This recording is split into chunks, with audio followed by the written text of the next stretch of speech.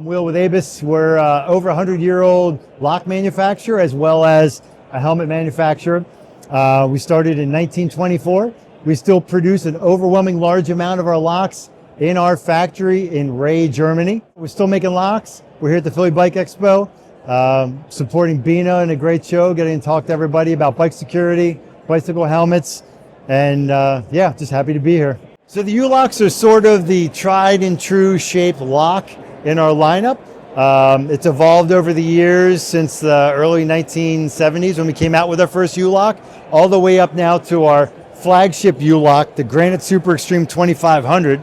This is our grinder resistant U-Lock underneath the cover. It's got a tungsten steel coating on it, and tungsten steel, basically when a cutoff wheel tries to cut through it, as it gets hotter, it starts to get harder.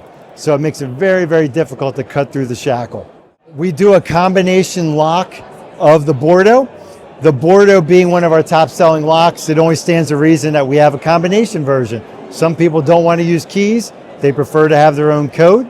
And then surprisingly, we sell the most number of combination locks in the US, or I should say out of the whole country. We're looking at sales figures, and yeah, they're like, Americans really love combos. So we're glad to have one for the Bordeaux. So this is a new lock we just came out with recently called the Yarnet. And what the Yarnet is a lightweight fabric style lock.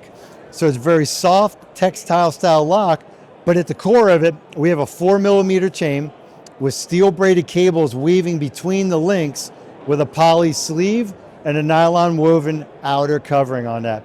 So it basically gives you what looks like a very bulky, chunky lock, but is extremely lightweight. The idea behind this, the lightweight? Lightweight. This is a mid-level suburban lock. Oh, so it's 7. Yep, so 7 out of 15 with that. The ABUS folding locks are probably the item we are best known for. The folding lock gives you a small, compact form factor, allows you to put it on a bicycle frame thanks to the bracket that we offer. This has holes in the back to put it onto a water bottle boss on the frame. The beauty of a folding lock is you get the flexibility of a chain, but the rigidity of a U-lock.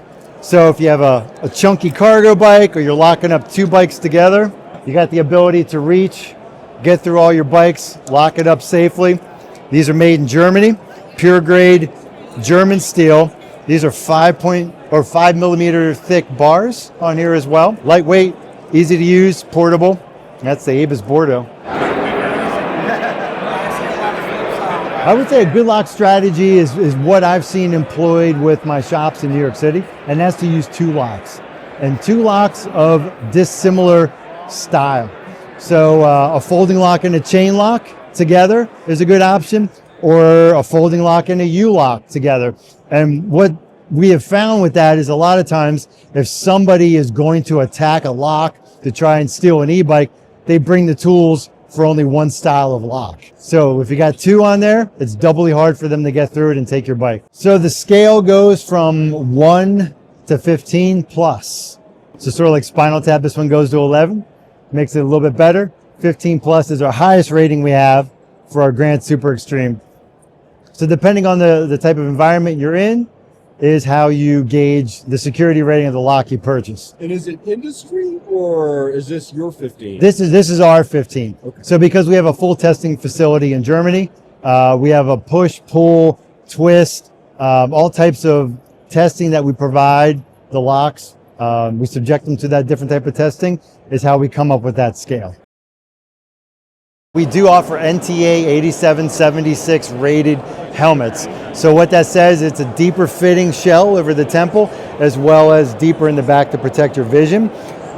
So really good for people who have pedelec assist bikes over 28 miles an hour, because a lot of people don't realize buying that $40 helmet for your $1,000 e-bike is kind of setting you up to have a concussion or something really bad of that nature. I mean, after all, your head is worth it. It is, but if you got a $40 head, you buy a $40 helmet.